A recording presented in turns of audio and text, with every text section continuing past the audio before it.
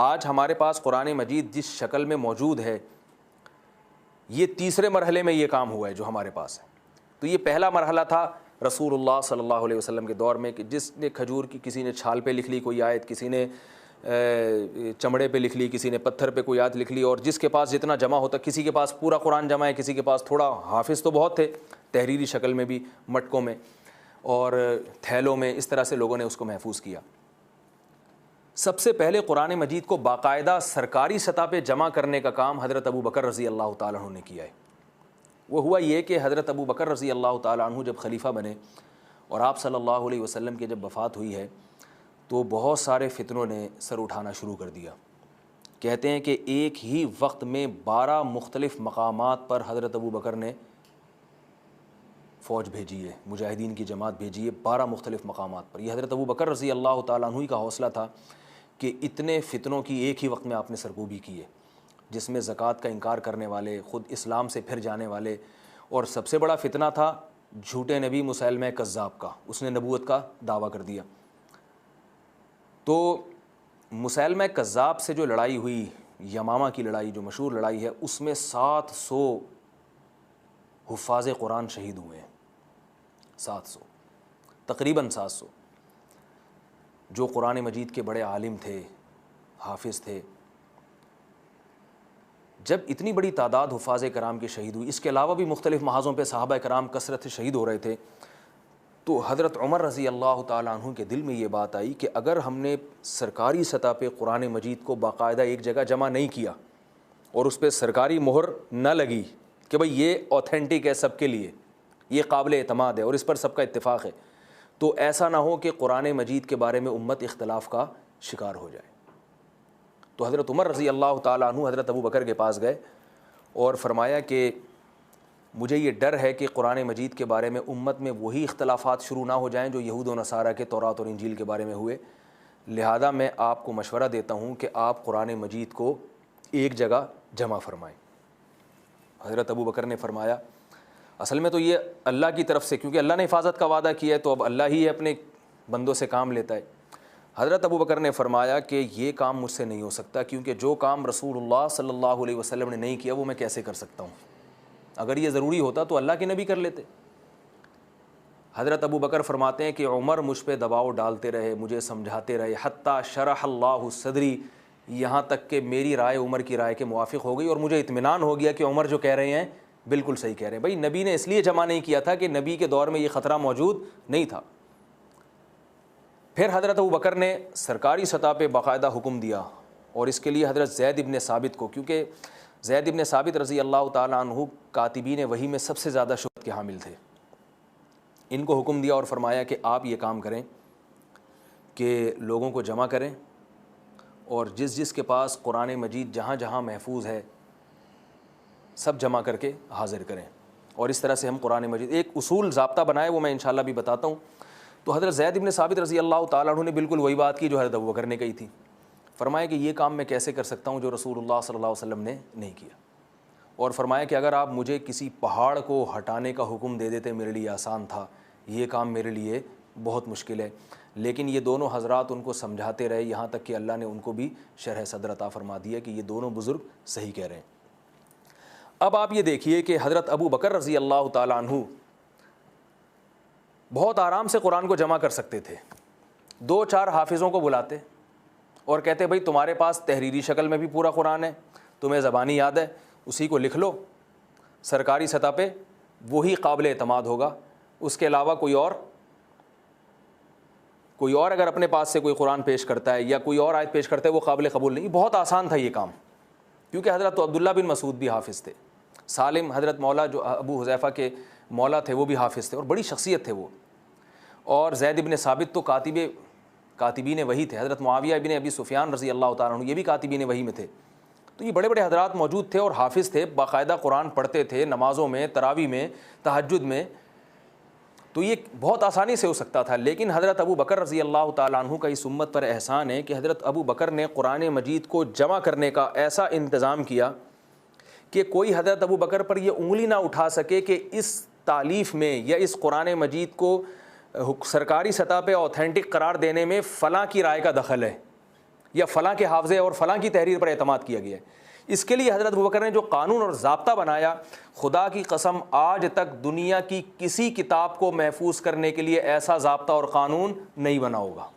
حضرت ابوبکر رضی اللہ تعالیٰ عنہ نے اس کام کے لیے جو ضابطہ متعین کیا، وہ ضابطہ یہ تھا کہ سب سے پہلے مسجد نبوی میں بڑے بڑے صحابہ کرام کو جمع کیا، جن کی تعداد تقریباً 30-40 کے قریب تھی، جن میں یہ خلفۂ راشدین کے علاوہ عشرہ مبشرہ اور قرآن کے ماہر صحابہ تمام کے تمام افراد موجود تھے، تاکہ کھلے عام بالکل سب کے سامنے ایک قرآن کے جمع اور تالیف کا کام ہو اور کسی کو بعد میں اعتراض کا حق نہ ہو۔ ان 30-40 افراد میں حضرت ابوبکر رضی اللہ تعالیٰ نے پھر 7 افراد کو الگ سے منتخب کیا، جن میں عبداللہ بن مسعود تھے، ابی بن کعب تھے، حضرت زید بن ثابت، ابو حذیفہ رضی اللہ تعالیٰ عنہ کے آزاد کردہ غلام سالم، یہ سارے بڑے بڑے حضرات تھے اس میں۔ ہاں، ان 7 افراد کا کام یہ تھا کہ یہ حضرات سب سے پہلے تو آپس میں تکرار کریں گے، جس کے پاس جو آیت ہے وہ دوسرے کے سامنے پیش کرے گا، دوسرا اس آیت کی تلاوت کرے گا کہ بھئی یہ آپس میں ایک دوسرے سے میچ کر رہی ہیں کہ نہیں کر رہی ہیں، اگر کہیں کسی میں غلطی ہے تو وہ اس کی اصلاح کر دے، تاکہ یہ پہلے اتفاق رائے سے ایک قرآن کو مرتب کر لیں، کوئی آیت رہ نہ جائے۔ تو اس طرح سے ایک ایک آیت پر 7 گواہیاں ہو گئیں، ایک ایک آیت کے برحق ہونے پر 7 گواہیاں تو انہی اپنے افراد کی ہو گئیں۔ پھر ان کے ذمہ تھا کہ وہ تحریری شکل میں بھی پیش کریں، وہ تحریر جو رسول اللہ صلی اللہ علیہ وسلم کے زمانے میں نبی کی موجودگی میں انہوں نے لکھی ہے، جب نازل ہو رہا تھا اس وقت جو تحریر لکھی ہے۔ تو یہ تحریری گواہیاں اگر آپ ملا کے دیکھتے ہیں اور ان کی زبانی، تو ایک ایک آیت پر 14 گواہیاں تو اسی وقت اکٹھی ہو گئیں جب انہوں نے آپس میں تکرار کیا۔ پھر حضرت ابوبکر رضی اللہ تعالیٰ عنہ نے ضابطہ یہ بنایا کہ آپ کے پاس جو قرآن ہے اور جتنی آیات ہیں، جو ظاہر ہے ساری تمام آیات تھیں، پورا قرآن تھا، یہ تمام آیات پر باہر سے، یعنی اس کمیٹی اور ان افراد کے علاوہ مدینہ منورہ سے ہر آیت پر کم سے کم 2 زبانی گواہ پیش کیے جائیں گے، جو زبانی اس آیت کی تلاوت کریں گے کہ ہمیں بھی یہ آیت اسی طرح یاد ہے اور نبی صلی اللہ علیہ وسلم پر اسی طرح نازل ہوئی۔ اور 2 زبانی گواہوں کے علاوہ ہر آیت پر باہر سے 2 تحریریں بھی پیش کی جائیں گی، جن میں ہر تحریر پر پھر 2 گواہ الگ سے ہوں گے کہ یہ تحریر برحق ہے۔ تو اس طرح درجنوں تک تعداد پہنچتی ہے گواہیوں کی۔ یہ کام شروع ہو گیا، ہر آیت کو پیش کیا جاتا، باہر سے گواہ طلب کیے جاتے، صحابہ کرام کے پاس جس کے منادی کرائی گئی پورے مدینہ میں، بھائی جس کے پاس مٹکے میں، غلاف میں، الماری میں جو رقعہ ہے قرآن کا لکھا ہوا وہ ابھی پیش کرے، اور اس کو ہم باقاعدہ سرکاری سطح پہ قبول کریں گے اور وہ پوری امت کے لیے قابل قبول ہوگا۔ وہ یہ کام ہوتا رہا، کئی مہینے لگے ہیں اس میں۔ عجیب اتفاق ہے کہ سورہ توبہ کی جو آخری 2 آیات ہیں، لقد جاءکم رسول من انفسکم عزیز علیہ ما عنتم حریص علیکم بالمؤمنین رؤوف الرحیم۔ اچھا، ان گواہیوں میں طلب کرنے والوں میں حضرت عمر بھی تھے، یعنی حضرت عمر رضی اللہ تعالیٰ عنہ بھی اس کمیٹی میں تھے جن کے سامنے گواہی پیش کرنی ہے۔ آپ کو معلوم ہے حضرت عمر کا رعب دبدبہ ایسا تھا کہ ان کے سامنے جھوٹی گواہی دینے کا کوئی تصور نہیں کر سکتا تھا، اور خود حافظ قرآن بھی تھے۔ تو یہ جو سورہ توبہ کی آخری 2 آیات ہیں، لقد جاءکم رسول من انفسکم، تمہارے پاس تمہارے اللہ کی طرف سے ایک رسول آ چکے ہیں، عزیز علیہ ما عنتم، جو چیزیں تمہیں نقصان دیتی ہیں وہ محمد صلی اللہ علیہ وسلم پر بہت شاق ہیں، حریص علیکم، تم پر تمہارے فائدے کے لیے بہت حریص ہیں، بالمؤمنین رؤوف الرحیم، مومنین پر بڑے مہربان ہیں۔ یہ اور اس کے بعد والی آیت، یہ ان 7 افراد کو تو یاد تھی، ان کے پاس تحریری شکل میں بھی تھی، اور باہر سے 2 گواہ بھی مل گئے، اور تحریر بھی مل گئی، 2 تحریریں بھی مل گئیں، مگر ہوا یہ کہ ایک تحریر پر تو 2 گواہ موجود تھے، دوسری تحریر پر 1 گواہ تھے، 2 گواہ نہیں تھے۔ دوسری تحریر پر حضرت خزیمہ الانصاری رضی اللہ تعالیٰ عنہ تو گواہ تھے کہ جو تحریر لے کر آئے کہ بھئی میں گواہی دیتا ہوں کہ یہ تحریر اسی تحریر کے عین مطابق ہے جو رسول اللہ صلی اللہ علیہ وسلم کے سامنے لکھی گئی تھی، کیونکہ وہ بھی تحریر لے آئے کہ بھئی میں اس پر گواہی دیتا ہوں۔ مگر حضرت خزیمہ کے علاوہ کوئی دوسرا گواہ اس تحریر پر نہیں مل رہا تھا جس کے پاس تحریری شکل میں یہ آیت موجود ہو۔ اس کا یہ مطلب نہیں کہ اس آیت پر کوئی گواہ نہیں تھا، گواہ تو سینکڑوں تھے جن کو زبانی یاد تھی تحریری شکل میں،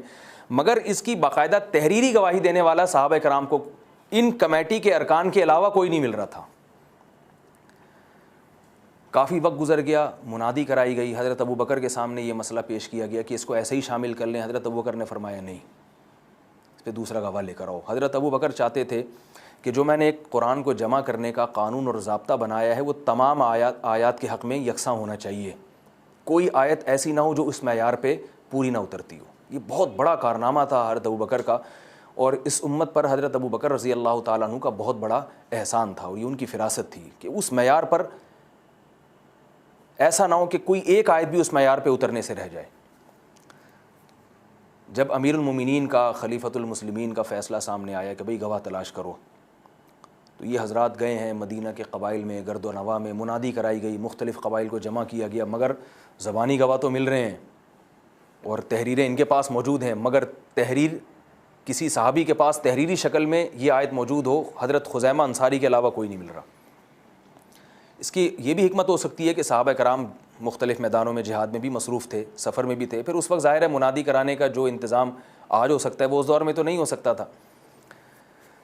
عجیب اتفاق ہے کہ ایک قبیلے میں جب یہ منادی کرائی اور اعلان کیا گیا بھائی خزیمہ الانصاری کے علاوہ کسی کے پاس سورہ توبہ کی یہ آخری 2 آیات اگر موجود ہیں تو وہ لے کر، دیکھیں ان کو یقین تھا نا کہ یہ آخری 2 آیات قرآن کا حصہ ہیں، اگر یقین نہ ہوتا تو اتنی منادی تھوڑی کراتے، ان کو پتہ یہ ہیں تو شامل تو کرنی ہی کرنی ہے، لیکن اس معیار پہ پوری اترنی چاہیے جو سرکاری سطح پہ جو معیار بنایا گیا ہے۔ تو مجمع سے ایک شخص اٹھا، اس نے کہا کہ کون ہے گواہ اس پر، ایک گواہ کون ہے؟ بتایا خزیمہ الانصاری۔ فرمایا مسئلہ حل ہو گیا، مسئلہ حل ہو گیا۔ بھئی کیسے حل ہو گیا؟ انہوں نے واقعہ سنایا کہ رسول اللہ صلی اللہ علیہ وسلم ایک مرتبہ مدینہ سے باہر تشریف لے گئے تھے کسی ضرورت سے، وہاں ایک بدو سے آپ صلی اللہ علیہ وسلم نے اونٹنی خریدی، اونٹ خریدا، خرید کے اسی بدو کے ساتھ آپ صلی اللہ علیہ وسلم مدینہ منورہ میں داخل ہوئے۔ اونٹنی کی رسی آپ صلی اللہ علیہ وسلم کے ہاتھ میں تھی۔ ایک نووارث شخص آیا، اس نے اس بدو سے پوچھا کہ تم یہ اونٹنی مجھے اتنے میں فروخت کر دو۔ اس نے وہ قیمت بتائی جو رسول اللہ صلی اللہ علیہ وسلم کی قیمت سے زیادہ تھی۔ اب یہ جو بدو تھا نا، اس کی نیت بدل گئی، اس نے کہا یہ زیادہ پیسے دے رہے ہیں، محمد صلی اللہ علیہ وسلم نے کم لگایا ہے، تو اس نے کیا کیا کہ میں تمہیں، اس نے ان سے سودے بازی شروع کر دی۔ آپ صلی اللہ علیہ وسلم حیران ہوئے اور فرمایا کہ یہ اونٹنی تو تم مجھے فروخت کر چکے ہو، اب تم اس کو کیسے دے رہے ہو؟ اس نے فوراً کہا کوئی گواہ لے کر آؤ جو گواہی دے کہ آپ صحیح کہہ رہے ہیں۔ حضرت خزیمہ الانصاری رضی اللہ تعالیٰ عنہ وہاں موجود تھے، سودے کے وقت موجود نہیں تھے، یہ جب مخاصمہ ہو رہا تھا تو اس وقت موجود تھے۔ انہوں نے فرمایا کہ میں اس بات کی گواہی دیتا ہوں کہ تم یہ اونٹنی محمد صلی اللہ علیہ وسلم کو فروخت کر چکے ہو۔ لوگوں نے جب حضرت خزیمہ کی گواہی سنی تو وہ بوڑھا ڈر گیا، بدو ڈر گیا کہ بھئی لوگ اب میری تصدیق نہیں کریں گے، تو اس نے نبی صلی اللہ علیہ وسلم کے حوالے وہ اونٹنی کر دی۔ پھر آپ صلی اللہ علیہ وسلم کے یہ اخلاق تھے کہ آپ صلی اللہ علیہ وسلم نے اسے قیمت وہی ادا کی جو اس دوسرے شخص نے لگائی تھی، تاکہ یہ جو سمجھ رہا ہے کہ میرا نقصان ہو رہا ہے یہ بھی نہ، اور اس کے دل سے بدگمانی دور ہو جائے۔ اس کے بعد آپ صلی اللہ علیہ وسلم نے حضرت خزیمہ الانصاری سے پوچھا کہ تم نے تو مجھے سودا کرتے ہوئے دیکھا نہیں تھا، تو تم نے کیسے گواہی دے دی کہ یہ میں نے خریدی ہے، تم تو موجود نہیں تھے؟ حضرت خزیمہ نے فرمایا یا رسول اللہ، اس سے بڑی بڑی چیزیں جو ہم نے اپنی آنکھوں سے نہیں دیکھیں، جنت اور دوزخ، وہ آپ کے کہنے سے ہم نے ان پہ یقین کر لیا اور گواہی دے دی، تو یہ تو چھوٹا سا معاملہ ہے، اس میں ہم آپ کی برحق ہونے کی گواہی کیسے نہ دیں؟ آپ صلی اللہ علیہ وسلم ان کے اس طرز جواب اور جواب سے اتنا خوش ہوئے، آپ نے فرمایا کہ آج سے خزیمہ ایک اکیلے کی گواہی 2 آدمیوں کے برابر ہوگی۔ صحابہ کرام نے اس واقعے کی تصدیق کی اور اس طرح سے یہ مسئلہ حل ہو گیا۔ اصول فقہ کی جتنی کتابیں ہم مدارس میں پڑھاتے ہیں ان میں یہ بات تحریر ہے کہ کسی بھی مقدمے میں 2 گواہیوں کے بغیر گواہی قبول نہیں ہوگی سوائے حضرت خزیمہ کی۔ حسامی میں یہ مسئلہ تفصیل سے کہ خصوصیت موجود ہو کسی صحابی کی تو وہ اس سے مستثنیٰ ہے، جیسے حضرت خزیمہ۔ تو اس حضرت ابو بکر رضی اللہ تعالیٰ عنہ کے معیار پر بھی آیت اتر گئی اور اس کو قرآن مجید میں شامل بھی کر لیا گیا۔